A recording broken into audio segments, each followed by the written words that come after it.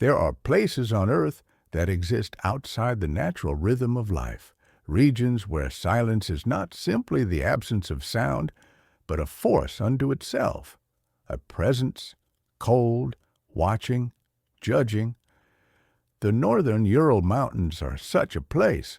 Here, in the dead of winter, the landscape becomes a white void. It stretches in every direction. Frozen ridges, skeletal trees, wind-swept valleys, all muted by snow and shadow. It is an indifferent land, where even time falters. And in early 1959, 9 young Soviets walked directly into it, only to vanish beneath it. The story begins not with horror, but with hope, youth, determination, adventure. A team of 10 students and graduates from the Ural Polytechnic Institute set out to earn their highest hiking certification, Grade 3. The journey would take them deep into the Sverdlovsk Oblast, across the uninhabited reaches of the northern Urals, toward a peak named Otorten. In the Mansi language, it means, "Don't go there." Their leader was Igor Dyatlov, a 23-year-old radio-technical student, sharp-minded, precise, respected. He had chosen a team of equals, physically and mentally strong, disciplined, and experienced. Among them were Zinaida Kolmogorova, 22, relentless and bright; Yuri Doroshenko, 21, known for his defiance and raw strength; Lyudmila Dubanina, 20, politically aware and fiercely intelligent; Rustam Slobodin, 23, quiet, athletic, introspective; Nikolai Thibault Brignoles, 23, charismatic, deeply rational; Yuri Krivonishchenko, 24, light-hearted, musical, beloved by all; Alexander Kolovatov, 24, private, once involved in secretive nuclear work; Semyon Zolotaryov, 38, a war veteran, an outsider to the group, added last minute; Yuri Yudin, 21, who would be forced to turn back early due to illness, and in doing so would escape the fate that awaited the others.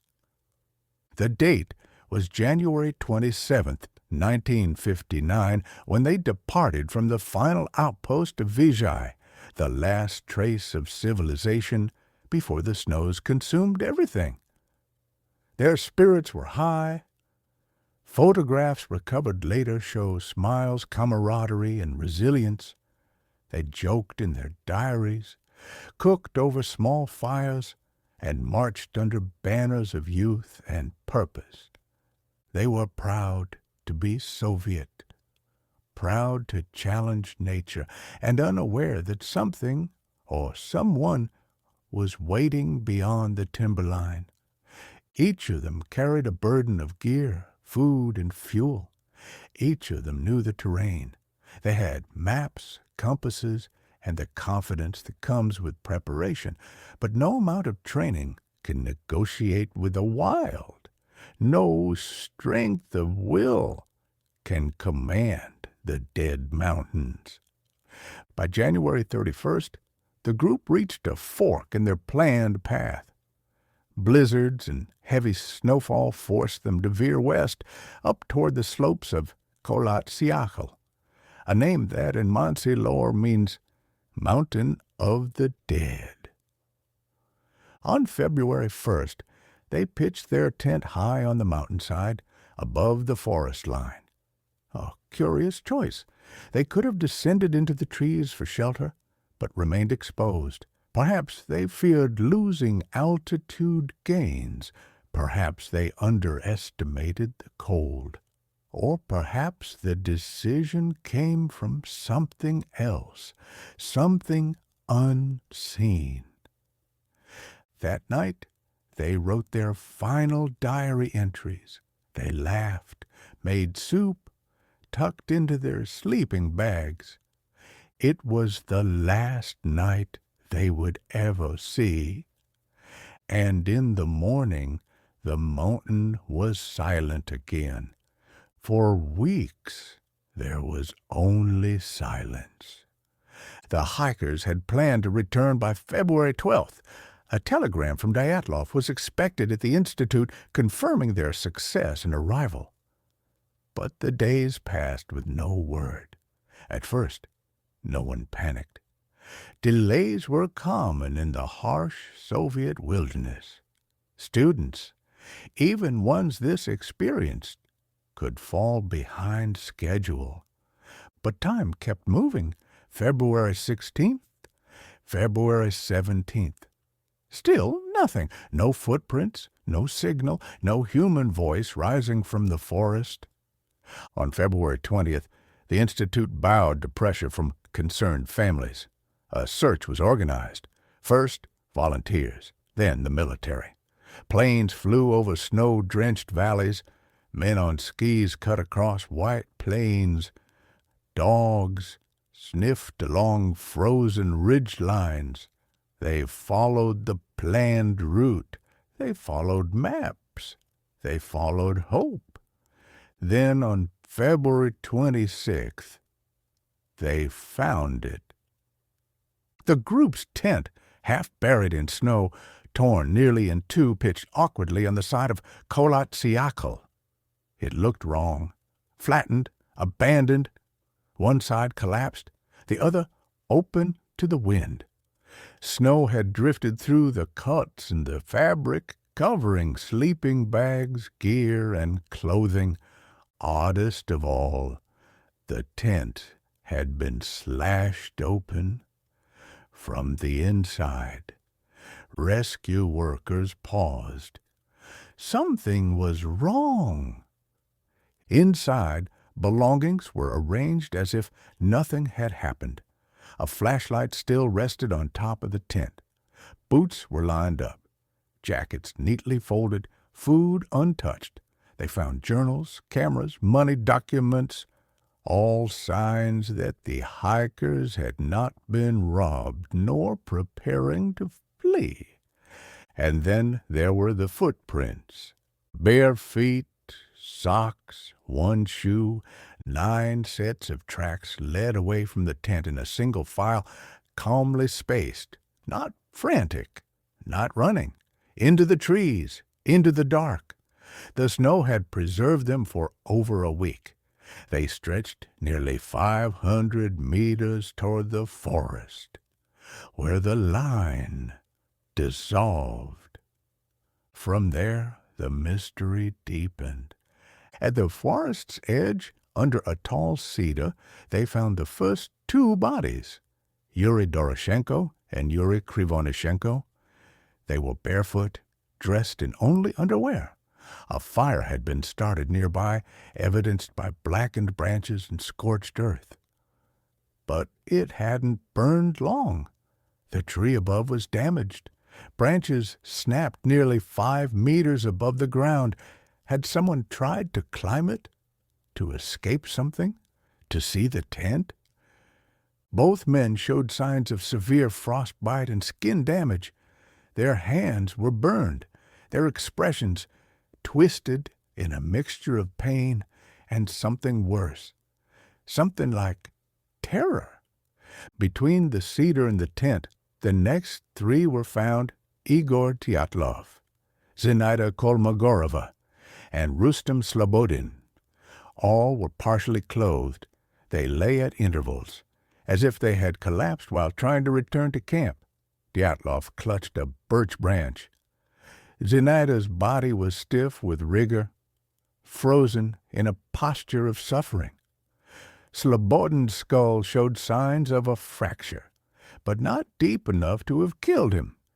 He had likely walked, perhaps even run, on that cracked skull before death took him. And then nothing. For over 2 months, the final 4 were missing.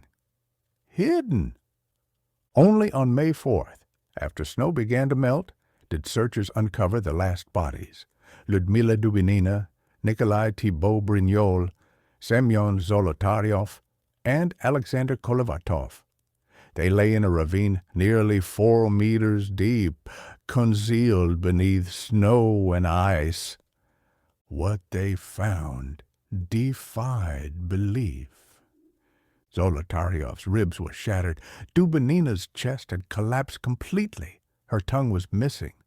So were her eyes and her lips.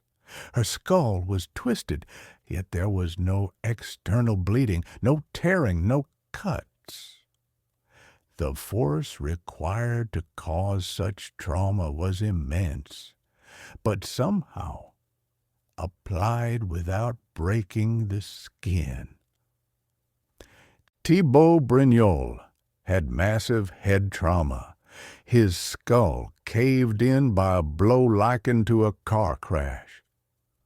Kolevatov's neck was oddly deformed. His injuries were less severe, but no less suspicious. Some of their clothing was found to be radioactive. 9 young people entered a mountain of snow and shadow. None returned. Their bodies, scattered, stripped, broken, told a story that no theory could explain.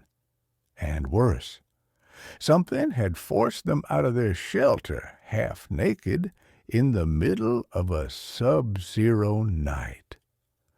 No avalanche had touched their tent.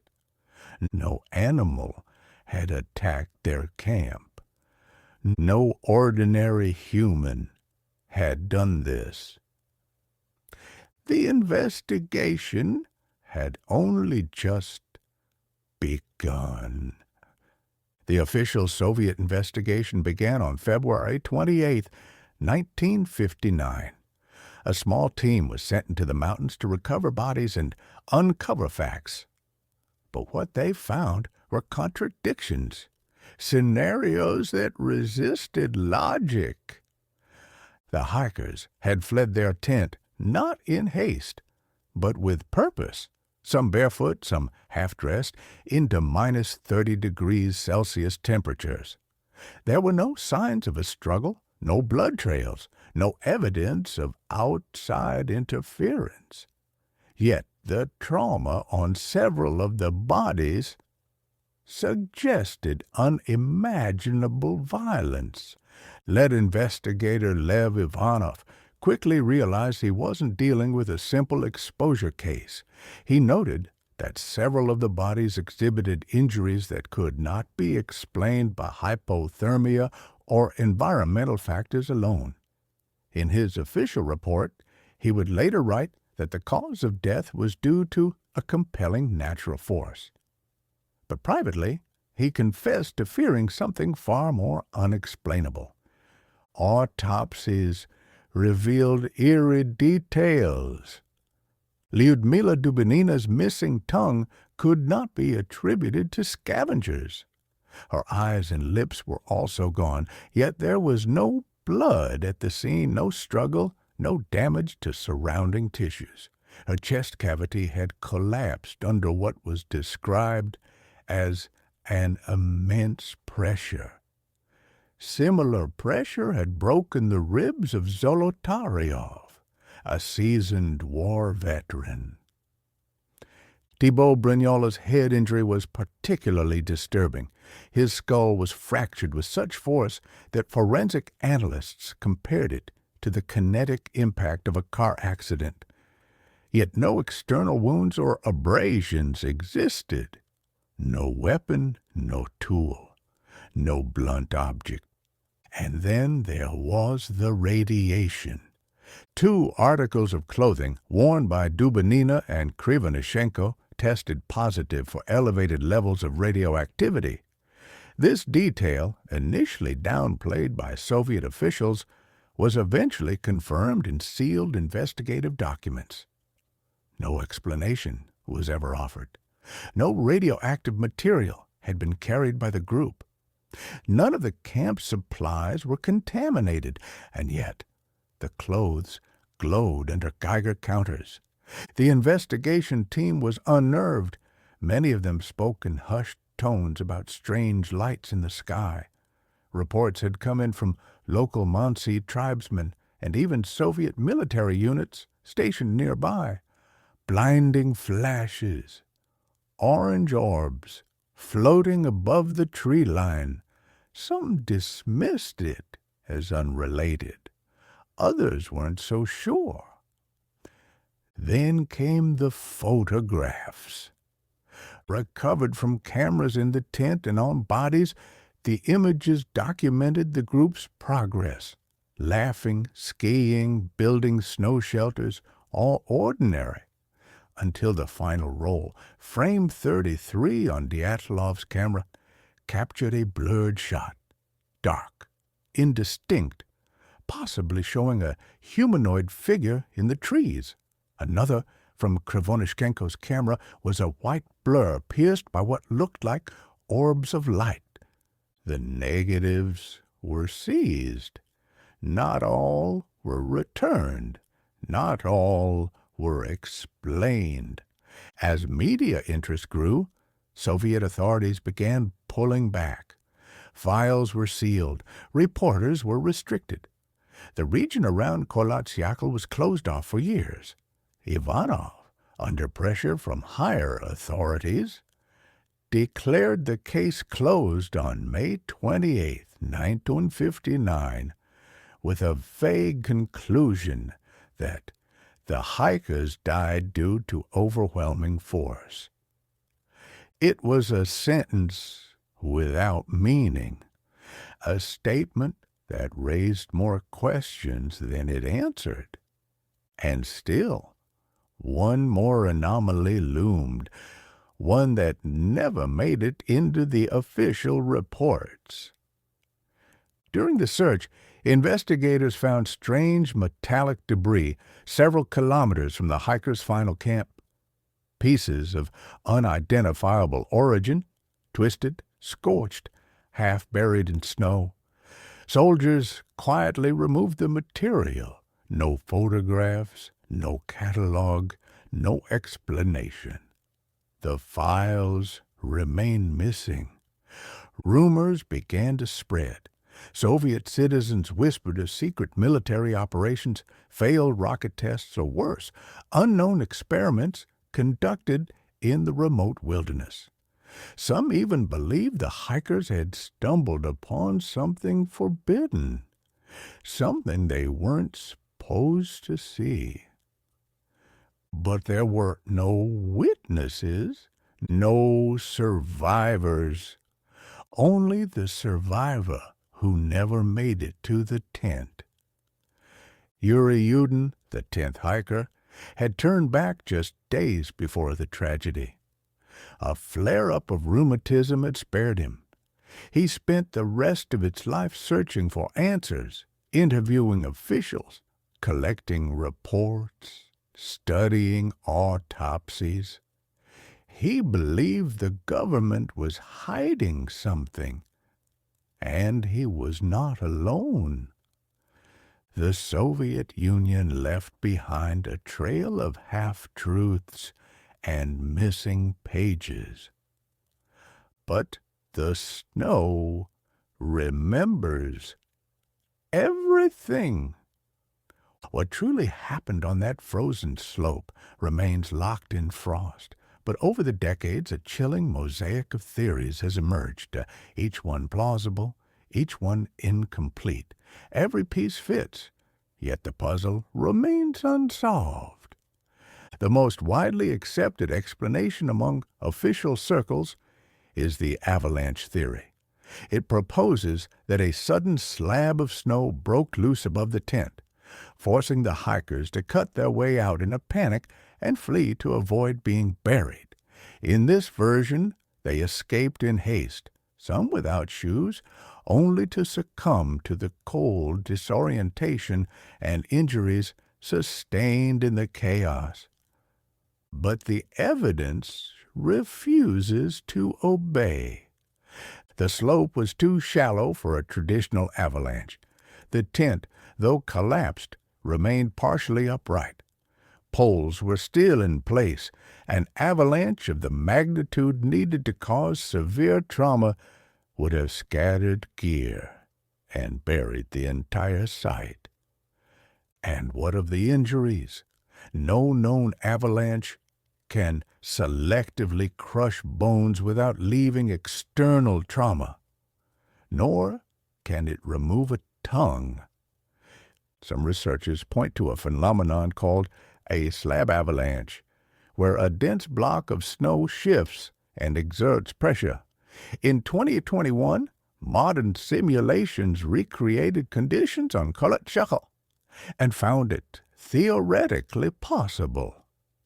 But the hiker's behavior, the calm footprints, the systematic movement, still doesn't align with panic.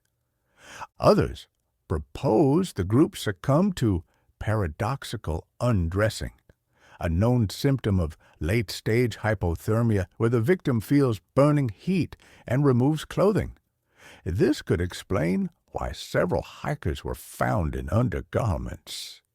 But it doesn't explain the violent trauma, nor the coordinated fleeing from a perfectly habitable tent. And then there is the military theory. During the 1950s, the Soviet Union was engaged in intense weapons testing, everything from high-altitude bomb drops to experimental propulsion systems. Some believe the hikers strayed into a restricted zone, that they saw something they weren't meant to. A test gone wrong, a weapon never acknowledged. Soviet parachute mines are one possibility. These devices explode above ground with immense pressure, capable of shattering internal organs while leaving few external signs. The distribution of injuries, blast-like trauma without burns, matches this theory too well. Yet no fragments were found, no craters, no blast signatures in the snow, unless they were removed. More obscure is the infrasound theory, a psychological explanation. Scientists have suggested that the unique shape of the mountain could produce low-frequency sound waves under certain wind conditions. Infrasound is known to cause unease, panic, even hallucinations. It's possible the group, in the grip of disorientation and fear, fled their tent as terror overtook reason. But again, no explanation matches all the evidence. And then there are the unspoken theories, the ones whispered across forums and in books buried under dust. The theories that reach beyond science. One holds that the Dyatlov hikers encountered a Yeti-like creature, a towering ape-like entity dwelling in the forest. Supporters of this idea point to photographs that allegedly show a dark humanoid figure trailing the group. But skeptics dismiss this as one of the hikers, captured mid-step, blurred by motion. Another idea, more terrifying in its vagueness, is that they stumbled upon a portal, an unknown energy field, or an entity. Something not born of Earth, or not of the Earth we understand. Some claim the region around Kholat Syakhl is a place of thinness, where reality wears a fragile skin. Locals from the indigenous Mansi population have long avoided the mountain. For them, it is cursed.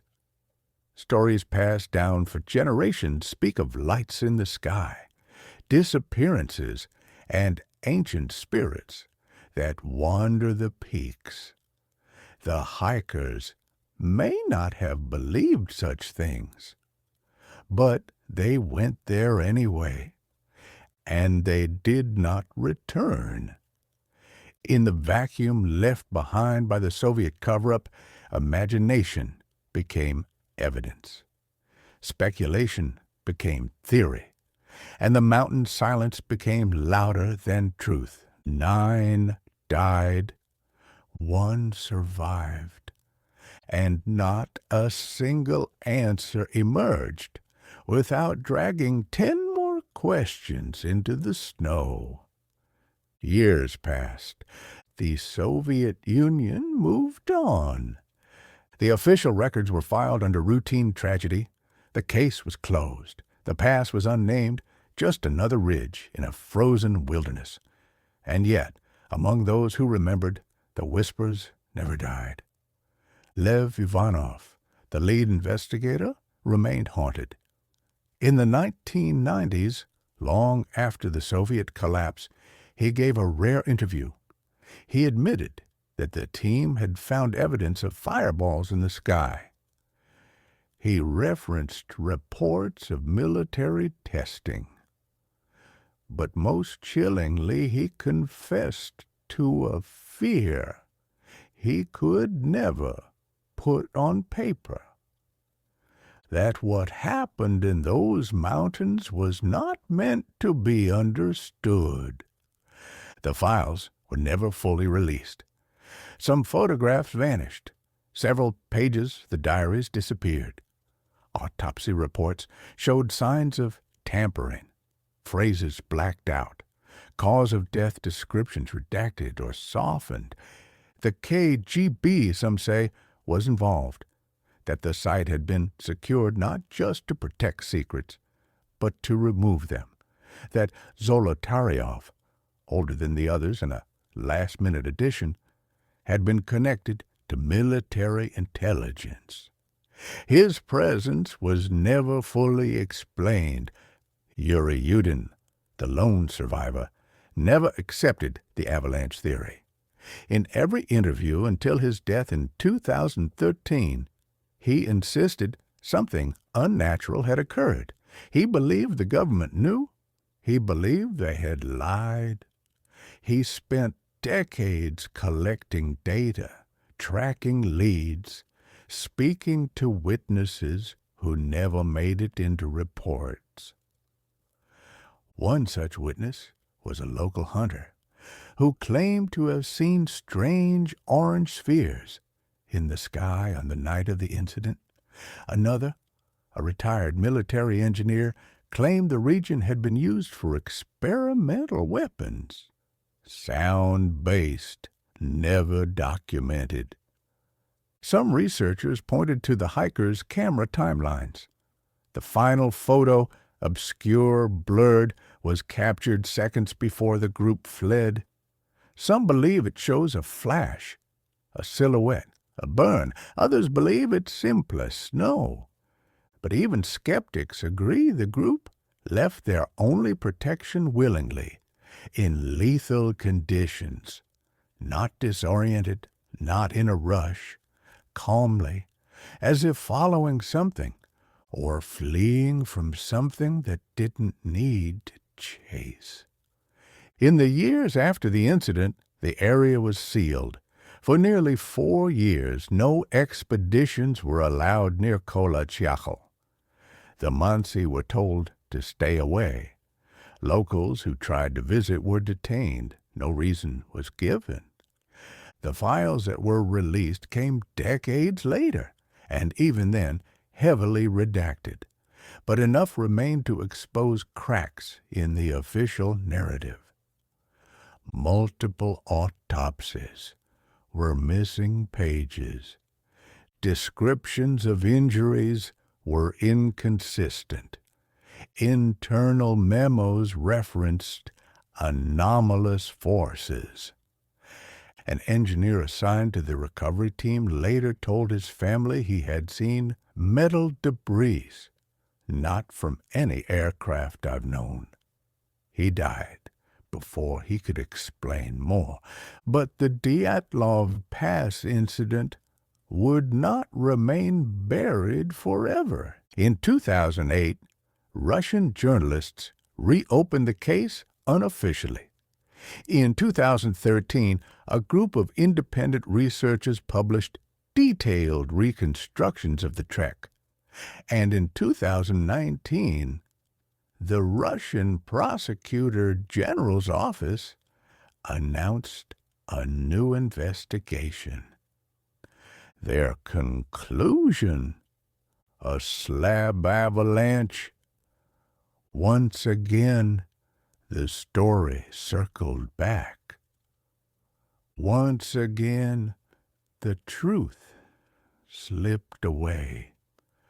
Once again, the mountain kept its silence. In the years since, the pass has earned a name: Dyatlov Pass. A place where logic fails, where evidence contorts, and where 9 lives still cry out from under the snow. The modern investigation in 2019 was supposed to close the case forever. It didn't. Led by Russian prosecutors and supported by selected geophysical experts, the new inquiry examined satellite images, weather data, and terrain models. They dismissed theories of foul play, radiation, or paranormal activity. Instead, they blamed a slab avalanche, a rare and narrowly defined phenomenon. A heavy, compacted slab of snow hidden just beneath the surface that suddenly collapses and exerts immense pressure. According to their theory, this forced the hikers to flee the tent. Injuries were attributed to falls into the ravine or collisions with buried rocks. They even published simulation studies to support the scenario. But the public wasn't convinced. Skeptics pointed out that the slope angle at the campsite was too shallow, barely 15 degrees, when slab avalanches typically require 30 or more. Others asked why the group had chosen that specific location when the forest below offered shelter. Still others questioned why no avalanche debris had ever been found during the original recovery. Then came the autopsy records. One forensic expert reviewing the modern conclusion remarked, "This was no fall. These injuries require more force than any stumble." Another pathologist highlighted the lack of bruising or external wounds despite massive internal trauma, a detail that continues to resist explanation. And still, the radioactive clothing? In 1959, it had been dismissed quietly. In 2019, it was ignored entirely. The report said nothing about it, nothing about the lights in the sky, nothing about the military exercises known to have occurred in the region that week. Nothing about the intercepted radio messages. Nothing about the missing diary pages. Nothing about the unreleased photographs. Instead, the conclusion was presented as final, as if truth could be declared, as if mystery obeyed bureaucracy. But the mountain did not forget, and neither did the people. Around the world, the Dyatlov Pass Incident became a legend. Books, documentaries, speculative thrillers, But beneath the sensationalism lay a wound, a scar carved into the earth by 9 young lives, ripped from warmth and memory in the black of night. To their families, they were not mysteries. They were sons, daughters, siblings, friends. Zinaida Kolmogorova's mother never recovered. She died believing the government lied. Yuri Yudin, for the rest of his life, carried survivor's guilt so profound it haunted his dreams. He visited the graves. He reread the letters. He cried in interviews. Even decades later, he said, "If I had a chance to ask God just one question, it would be, what really happened to my friends that night?" In 2012, just before his death, he gave one final interview. He whispered, "They knew. They always knew. And the mountain, it remains. Cold, distant, patient." Kholat Syakhl still stands above the tree line, untouched by modern memory, untouched by answers. In winter, the snow buries all paths. The wind smooths over the footprints of the lost. Each year, new hikers travel there. Some to pay tribute, others to tempt fate. A few vanish, most return, but all agree on one thing. Something lingers there, not a ghost, not a spirit, something older, the kind of silence that watches. As the story of Dyatlov Pass spread beyond Russia, it began to evolve. In the West, it became folklore, an unsolvable riddle whispered in online forums, dissected in late-night podcasts, and rendered in stylized YouTube documentaries. But in Russia, it was different. It was sacred, political, dangerous. There, it was a wound left untreated, a symbol not only of what was lost in the snow, but of what the state could take and never explain. In the Soviet years, public speculation was discouraged. To question the official narrative was to risk everything. But in the era of glasnost and later the internet, long-buried truths began to thaw. One of the first real breakthroughs came from an unlikely source, a retired KGB archivist who, in the early 2000s, anonymously leaked notes that suggested military involvement at Dyatlov Pass. The memo was brief, redacted, but chilling. It read, "Operation Black Step confirmed presence near Sector 9B. Surveillance terminated after incident. Retrieve items, no civilian contact, no signatures, no dates, but enough to ignite an inferno of speculation. What was Sector 9B? What was Operation Black Step? And what precisely were items? No follow-up ever came. Some claimed it was disinformation, a ghost file meant to provoke. Others swore it confirmed their darkest suspicions, that the hikers had witnessed or interfered with something far beyond their understanding.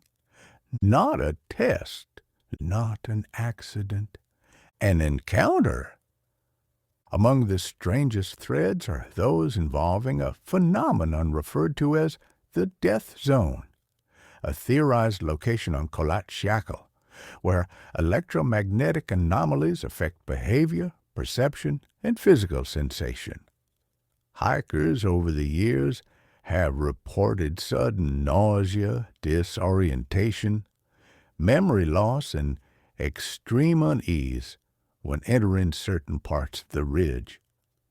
In 2005, a group of geologists conducting routine mineral surveys in the area claimed that their instruments began malfunctioning near the old campsite.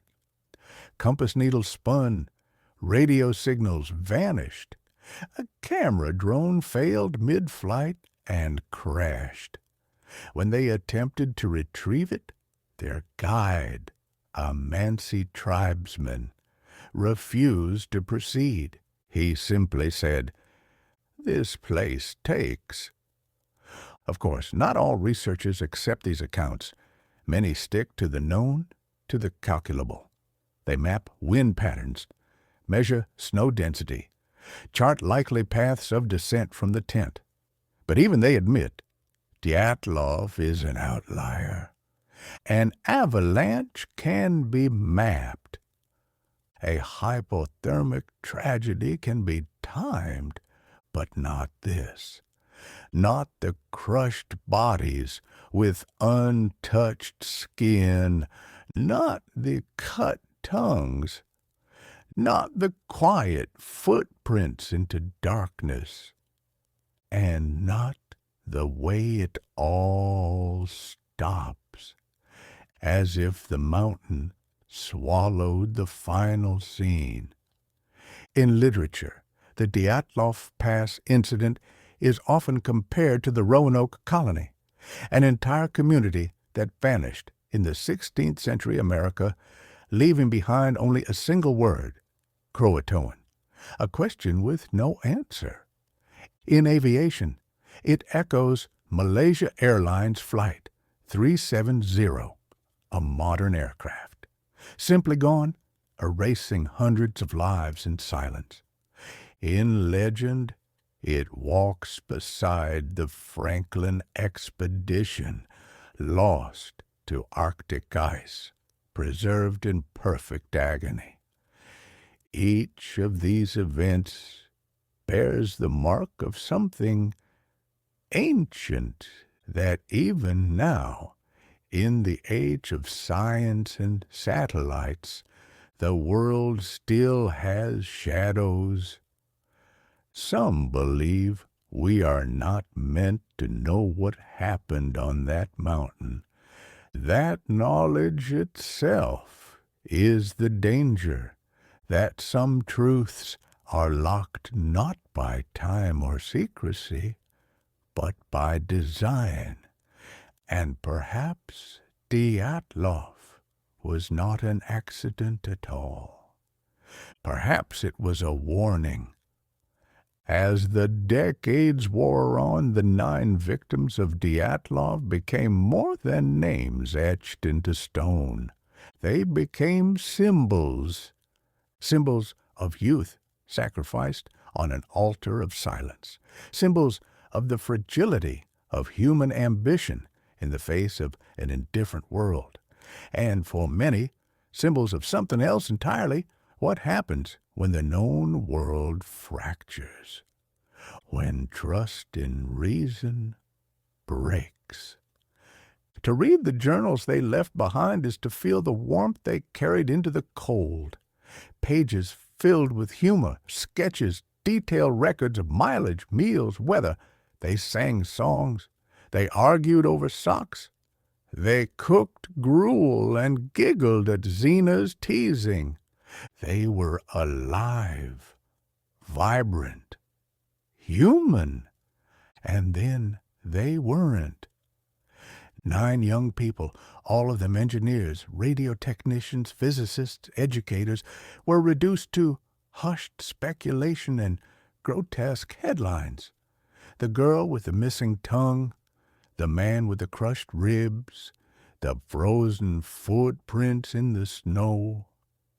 What they thought, what they feared, what they saw was buried in frost and rumor. In 2021, on the 62nd anniversary of the tragedy, a private expedition returned to Dyatlov Pass. They were equipped with thermal drones, magnetometers, and high-definition mapping tools. Their goal was not to find answers, but to experience the terrain, to feel the weight of silence that had crushed so many theories. They pitched their tent in the same place. That night, the temperature dropped to minus 28 degrees Celsius. The wind howled through the ravines, carrying with it a moan too low for recording but felt in the bones. One team member awoke screaming, unable to describe why. Another claimed he saw figures standing just beyond the snow line, tall, still watching. Their footage revealed nothing. The wind had erased everything by dawn. They packed up early. There is a term in mountaineering, dead air. It refers to places where the wind seems to stop, where no sound exists but your heartbeat and the shifting of your weight on the ice. Kholat Syakhl is full of dead air. Every expedition reports it.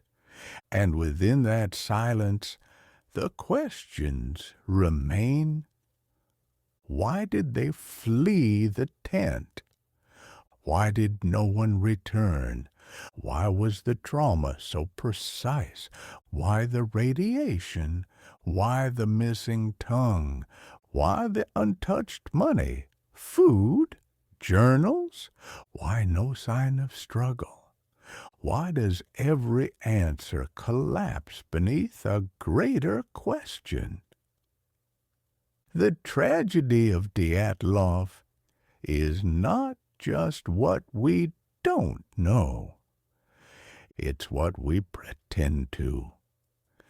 The slab avalanche, the paradoxical undressing, the military test, the infrasound, the Yeti, the UFO, the dimensional rift, the KGB, the fireball, the snowman, the curse. Each theory is a shape drawn in fog. Every time you reach for it, it dissolves.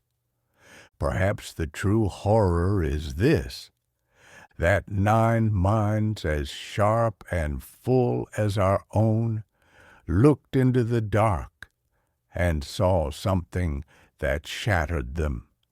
In the end, all we have are the facts.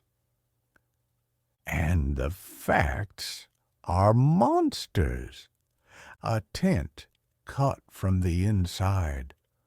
Footprints walking calmly into a grave of frost. Crushed chests. Fractured skulls. Radiation. And time standing still. On February 2nd each year, flowers appear beneath the Dyatlov Memorial in Yekaterinburg.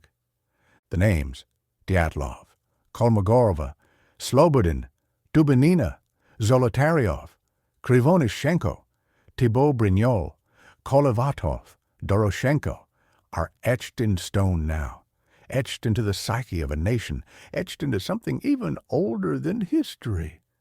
The human obsession with mystery. A flame burns quietly beside their names, not in ceremony, but in protest. A reminder that even in death they were denied answers, and yet some say the answers are there, if you know where to look. Not in autopsies or government files, not in satellite images or scientific simulations, but in the way the forest bends when no one is watching, in the way the air thickens near the tree line, in the eyes of the few who've dared to spend the night near Kholat Syakhl and returned unwilling to speak. They say the place changes you. not with visions, not with voices, but with the stillness that gets under your skin, like something learning you. Some speculate that the Dyatlov tragedy was not a singular event, that similar disappearances, less documented, less dramatic, have occurred in the Urals for decades. Local reports mention missing hunters, vanished hikers, aircraft forced to reroute due to interference. Always in that same stretch of snow-covered wilderness.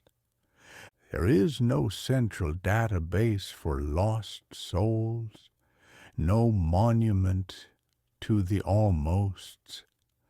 But patterns emerge, and patterns in the wilderness are warnings. The Mansi warned them. O'Torton meant, don't go there. But they went anyway. Because humans are drawn to the void. We do not fear the unknown. We chase it. We poke it. We demand answers from it. And sometimes the void answers back. In a rare moment of reflection, an unnamed Soviet official once told a journalist off record, "Some things are not classified because of danger to the state, but because they challenge our understanding of reality itself." When pressed for clarification, he said only, "Ask the mountain." But the mountain does not answer. It has no voice, only silence and snow, and that torn, empty tent, forever stitched into the ice. If there is a final theory, it may be this: that Dyatlov Pass was not a crime scene, not a battlefield, not an accident. It was a collision point, where the ordinary grazed the extraordinary, where the veil thinned and something slipped through, a place not cursed but awakened, not haunted but aware. And in that moment, 9 souls were taken, not maliciously, not even personally, just inevitably, as if they had walked into a story that had no end. And what of us? We who read, who listen, who watch, we are drawn in too, into the cold, into the flickering images, into the grainy photos of smiling faces that vanish into snow. We return again and again to the torn fabric and frozen skin, because deep down we recognize something familiar, not in the death, but in the not knowing, and so we come full circle to a tent torn from within, to footprints disappearing into white, to a cedar tree, its branches snapped in silent witness, to a girl with no tongue, a man with a shattered skull, and 7 others whose lives were eclipsed by an event no logic dares claim. 66 years later, their story endures not because it has answers, but because it refuses them. In that refusal, it holds power. The Dyatlov Pass Incident is a mirror turned inward, showing us the limits of certainty, the fragility of reason, and the deep human need to shape chaos into story. We label theories with calm precision. We build infographics. We simulate snow density and wind shear. We argue about avalanche mechanics and paradoxical undressing. We even point to monsters or lights in the sky, but perhaps the most terrifying truth of all is that we may never know that there exist places in this world where human understanding fails, where events occur without witnesses, where silence wins. And yet there is a strange comfort in the legacy they left behind, because though the Dyatlov 9 vanished into a white void, they left footprints, not only in snow, but in time. Footprints that countless researchers, hikers, and curious minds still follow year after year. They left behind notebooks filled with laughter, photographs of life mid-motion, ski poles still standing, and a mystery deeper than the snowdrifts of the Ural Mountains. In that frozen expanse, we are reminded of something elemental, that nature is not cruel, it is indifferent, that the unknown is not evil, it is infinite, and that some stories, like some mountains, are not meant to be conquered, but respected. So if you ever find yourself in the Urals, where the wind speaks in tones too low to hear, and the trees seem to lean just slightly toward something you can't see, remember them. Igor, Zenaida, Rustem, Lyudmila, Semyon, Yuri D., Yuri K., Nikolai, Alexander, 9 candles in a storm, snuffed out, but never forgotten. Their journey did not end on the mountain. It echoes through time, through silence, through us, and in that echo they remain.